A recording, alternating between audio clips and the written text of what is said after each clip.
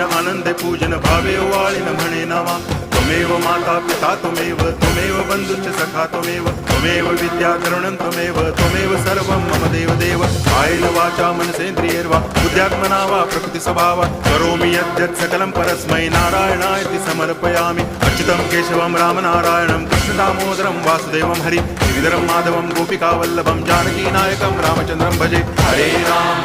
Ram